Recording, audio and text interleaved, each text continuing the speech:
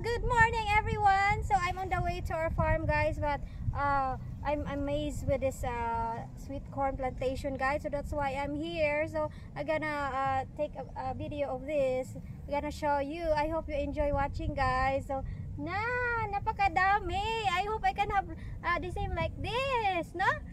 Wow, napakasarap talaga, guys, if you will visit Philippines. So ito talaga yung sweet corn, no?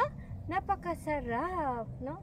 So yan lang, no? So later on, so pupunta kami doon sa sa eggplant naman sa kabila, no? Ang laki talaga, ang lawak talaga ng plantation nila, no? Yan. At saka may pa, yung yung better gourd nandun pa din, no? Yan, no? Ito ang kabuuan ng area nila, guys, no? Yan, kadami talaga. Napakalaki pa. Ito pa, oh. Sarap. Tingnan nyo dito, oh. Napakalawak. Yan. Sarap talaga ang life sa probinsya, guys, no?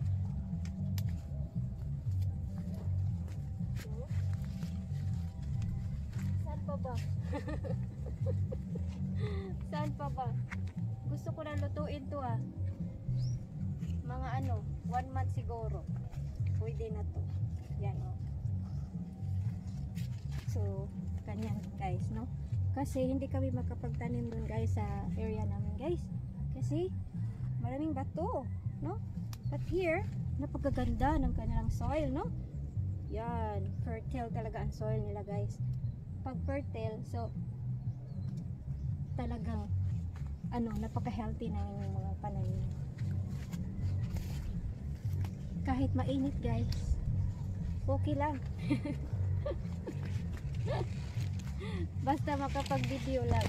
So, yan. Paborito ko kasi yung yung sweet corn. Fresh na fresh. At dito naman tayo, guys, no? Sa sa bitter gourd nila, guys. Malapit lang dito sa namin, guys, sa area namin, guys.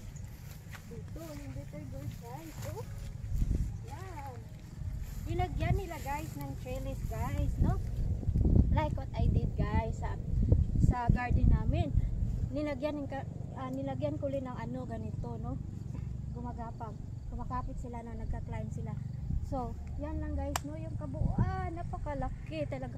Napakalawak. So guys, no, thank you so much for watching.